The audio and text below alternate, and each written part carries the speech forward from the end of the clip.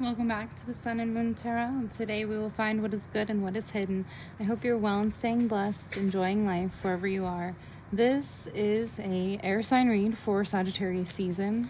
Happy Sagittarius season, my fellow air signs. Gemini, Libra, Aquarius, if you do have those signs highly aspected, this read is likely for you. It is timeless, so if you view it at a different time, that's okay. We're going to use the Rider-Waite Tarot deck. If this read doesn't resonate, check out your other reads. Sorry, like my other signs. Go ahead and check the reads out for those and see if they resonate for you from your birth chart. Alright, air signs. 3 rows. The first row will be your recent past. The second row will be your current energy. The third row will be your future. We'll grab some clarifying cards, and the bottom of the deck will hold the overall energy for this read. If you are not a returning viewer, love when people say that. Star, the Lovers, the 4 of Swords. Wow, air signs. Aquarius, Gemini, first of all, are there. The Magician, which a lot of people say is another Geminian card. I find that humorous.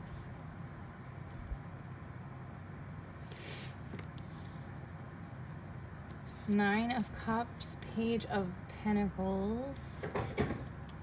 You have a major arcana every row. The Judgment card, the King of Cups, the 7 of Swords. Air signs. Here are your clarifying cards. This is interesting. Earth signs had this for their clarifying card, and I thoroughly shuffled. As you saw, the Empress was at the bottom of the deck actually when I started out this read. So it's interesting. But the World is at the bottom of the deck for you as well. Air signs. How about that? Why does this... must be the way that I have the camera, like, angled or something. Yeah, it has to be interesting. Okay. Okay, air signs. Yeah. Wow. Alright, you've got a major arcana in every row, and for your overall energy. Welcome to your Saggy read. The World represents completion, fulfillment, and harmony. It is going to go along with each row of your read.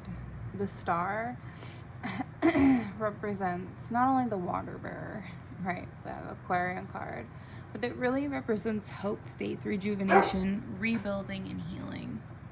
The Lovers could be a connection. It's a Geminian card.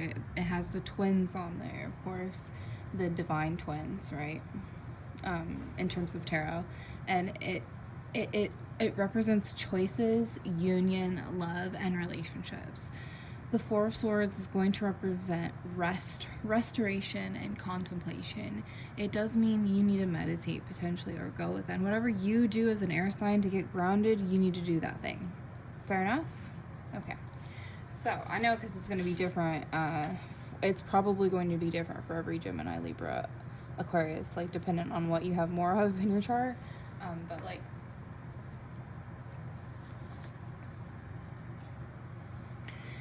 sorry, excuse me.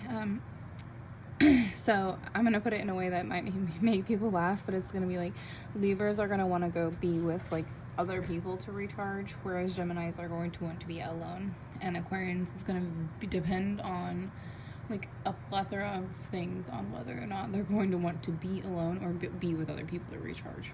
Very ambivert. It's kind of funny. Everybody's not like that, but it is kind of like Geminis tend to be like in terms of recharging, and that is by definition what people go by. So like extroverts are if you recharge with other people, not just if you're talkative, okay? Introverts are if you recharge by yourself, whereas an ambivert recharges with others or by themselves, right? That's legit what it means. Anyway, so I don't know why I'm going on and on about that. There's a lot of like pairs here. I don't know why I'm seeing so many pairs.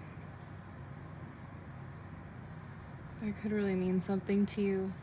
There could be some sort of a divine connection coming in, whatever that means.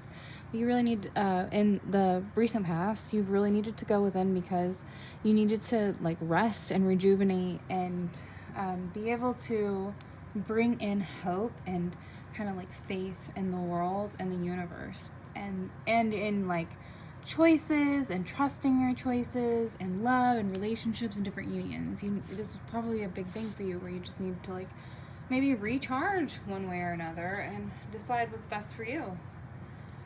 Just rest. Sometimes, you all know this, air signs really do have to rest. If we don't get our rest, then our social battery is like wired, it like becomes like almost off-wired differently. You might meet a very like antisocial person in an air sign if they're super tired. It just is what it is. Like, or if they have like small kids or whatever, you know what I mean? Like, if they're tired, they're not gonna be like extroverted at all because they need to rest. Whereas when they've been well rested, they're gonna be more extroverted and more talkative. I don't know why this matters.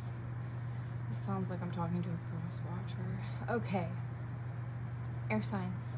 For your current energy, you've got the Magician, the Nine of Cups, and the Page of Pentacles. So the Magician is one of my favorite cards.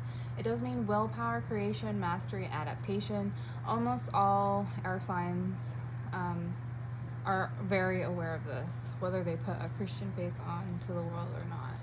So most air signs are very good at understanding the elements and like logically understanding kind of like different types of occultism regardless of their culture, and therefore being able to create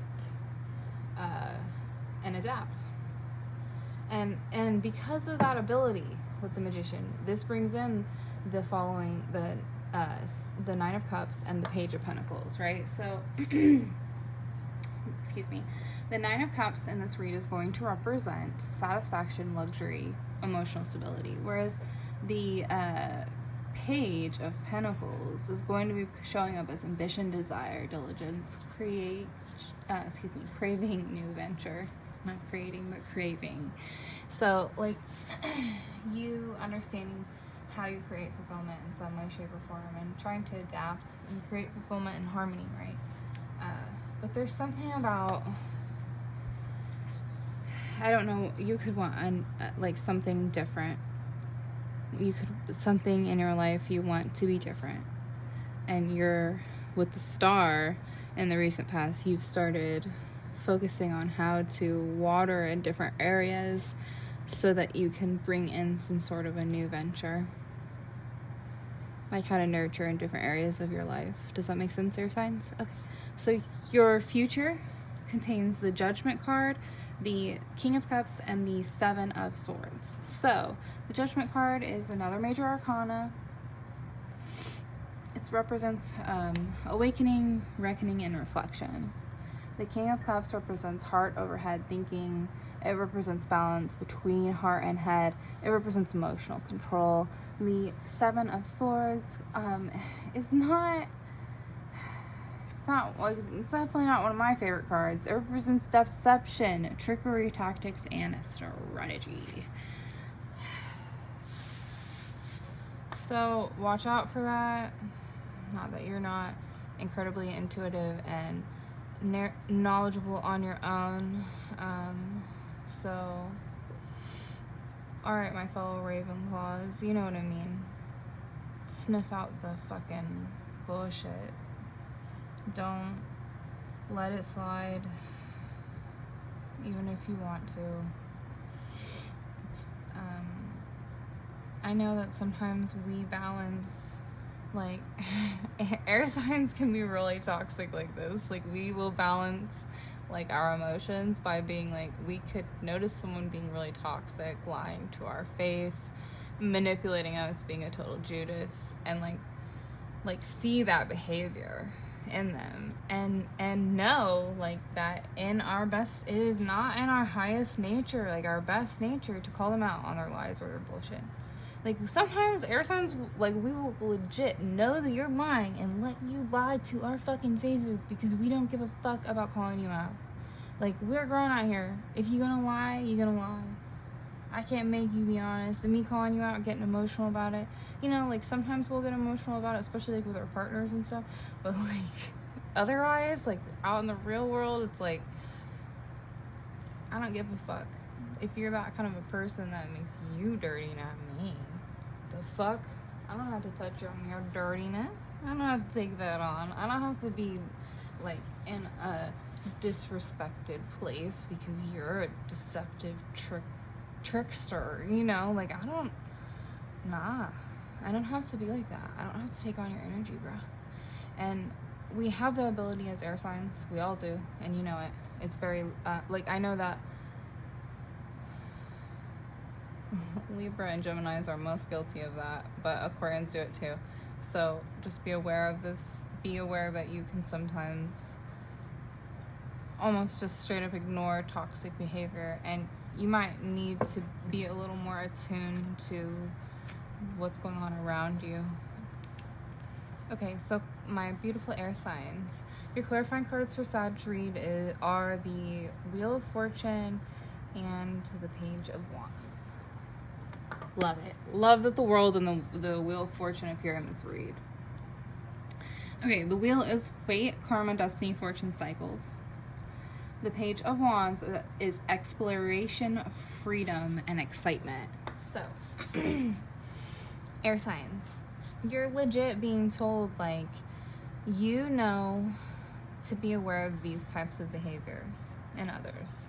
And you know not to be like this because you understand the karma that it brings. So just be excited about the dharma you've created, okay? Just be excited about the dharma that you have created, because you're that, like what I just explained about us being awakened to how it's better for us to not deal like with others when they're being toxic sometimes, to just let them crash out on their own, because you know that all toxic people will do that on their own. So just leave it alone, let it be, and focus on you, because what does best for that? Like when you pull away from toxic people like that and you stop watering people like that, right? You realize where people are like maybe a Judas or a fake person in your life, and so you just stop. Like if you say hi to somebody every day and they do not respond, you don't keep saying hi to them every fucking day. You don't just every day be like, hey, hey, hey. You just leave it alone, and that's okay. You know, it is okay on both sides. Like if somebody's in a mood or whatever, or they have their headphones in, it's okay. Whatevs. Don't be so in your feels about it, right? Air signs are, if you're not already like that, which I find odd, but if you're not already like that, you're being told to be like that, to just let it the fuck go and recognize like that person is either not like a soulmate at this point in time, like somebody that you need to spend time with to learn lessons with, or they're absolutely not in your highest good. Like you should really see it like that. Like like rejection is protection, okay? For real. In this world, rejection is protection. So don't, just be excited and explore this with freedom, with whatever it is, because you've manifested something huge that is like harmonious for you and everyone around you, and it's fated, and it's like dharma. It's absolutely dharma. So don't forget your lessons, stay strong, and just like enjoy whatever this beautiful gift is about to like pop up into your life, okay? I love y'all. I hope you enjoyed the content. I'll see you in the next read.